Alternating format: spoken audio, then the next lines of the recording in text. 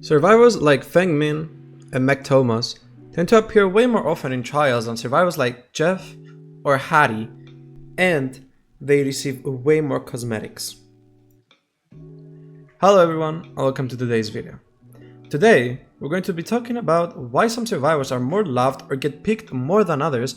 So first of all, I don't think people can argue with the fact that Feng Min is by far the most picked survivor and the most common one to see in trials. She is cute, with a lot of cute gamer cosmetics. She was also a streamer before joining the realm, so you can instantly understand why people play her and buy her cosmetics. However, she is not the survivor with the most amount of cosmetics. Even though she got a lot, that spot is taken by the queen of DBD herself, the OG Meg Thomas, with 117 cosmetic pieces, while Feng has 113. Very minor difference. Despite Meg having the more cosmetics, the most peak survivor of the two is by far Feng for the reasons explained previously. Meg, even though she doesn't have the best or cooler cosmetics, she benefits from the fact that she got some of the best perks in DBD like Sprint Burst and Adrenaline, and also she's a starting character. Feng also has Lithe, which is a really strong perk, but she is not a starting character. To get Feng, you need Iridescent Shards, 4.5k to be exact.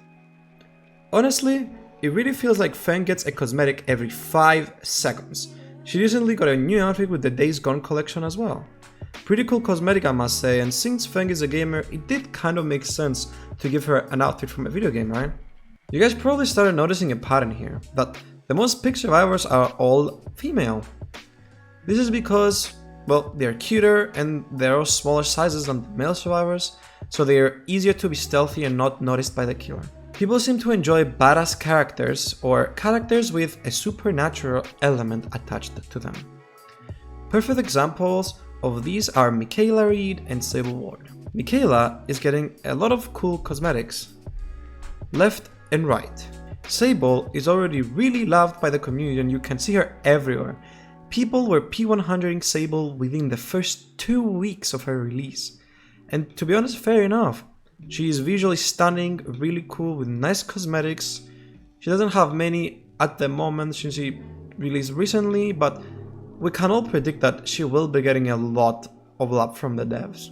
On the other hand, there are survivors that are left behind, in the bin, get no love whatsoever. Survivors such as Jeff Johansson, Harry Kadir, Lolly Strode, Ash Williams, Detective Tapp, Quentin Smith, Bill Overbeck, Jonah Vasquez, Adam Francis, Gabriel Soma, Ellen Ripley, Vittorio Toscano, Yoichi, and Ace Visconti. That's a lot actually. Firstly, let's separate the survivors to 2 different categories: original and licensed. First of all, let's talk about the licensed survivors. Obviously, the licensed survivors are not getting played as much for 2 reasons. They are locked behind a paywall and they have extremely limited cosmetics. Some even have no cosmetics. You can acquire their unique perks even from the Shrine of Secrets instead of just buying them, so it just makes buying these characters irrelevant. I personally have all of the original survivors, but there's a few licensed ones that I do not own just because of the fact that I have to pay for them and I don't want to spend too much money on a game. I've already spent enough money on DBD and I get tempted every time there's a new cosmetic, and sometimes I buy it, sometimes I don't. But for these characters, since their perks are like very mid and they don't really add anything major, there's literally no reason to buy them.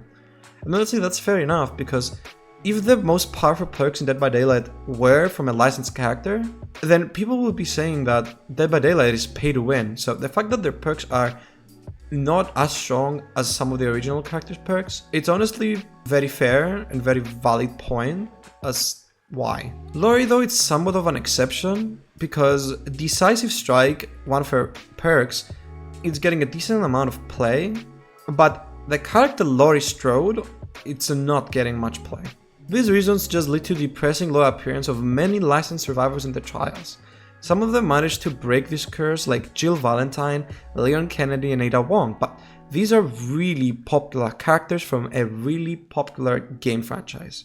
Now, let's talk about the original characters that don't seem to get much attention.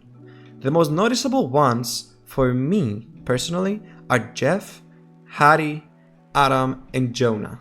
First, let's talk about Hattie, who is the only female survivor I have here.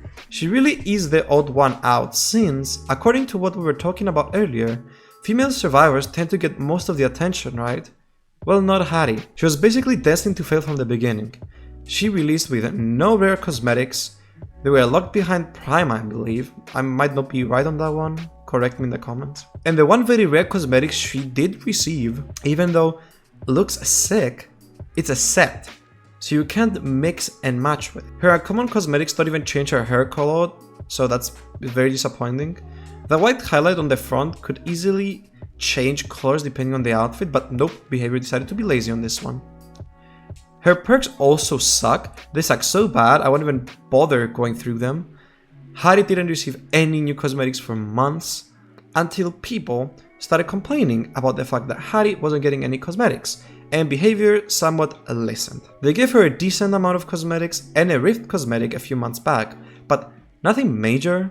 Survivors like Renato and Thalita that came out after her have already more cosmetics than her. To sum it up, Hattie, rest in peace, queen. So about the male survivors like Jeff, Adam, and Jonah. Well, no offense to anyone, but I feel like people just don't find them attractive. They have no sexy abs like David, or cute little outfits like Fang. They have a pretty big model, way bigger than others. Their cosmetics are mostly bad and weird, I would say. They all have one or two decent perks, but nothing considerably strong. And, well, I guess my final conclusion about them is, honestly, that they aren't really attractive, I feel like. These survivors are lacking personality and outstanding cosmetics, which, it's really unfortunate. I could honestly go on and on and on complaining about the cosmetics in DBD. That most are uglier sets or expensive. Some cost 15 euros to get, like, hello. This is a paid game, not a free one. And to get a full-on very rare cosmetic for a character with shards, it's 5 times the grind from getting the actual character. To sum up this video, what do you guys think about this? Are survivors getting more love than others just because they look prettier, sexier, or cuter? Or is everything just in my head? Let me know your thoughts down below in the comments. Before the video ends, I briefly want to mention that I stream on Twitch 4 times a week, and I also post on TikTok daily, and my socials will be in the description if you want to go ahead and follow me. Thank you all for watching, don't forget to like and subscribe, and I hope you're having a fantastic day. Bye bye.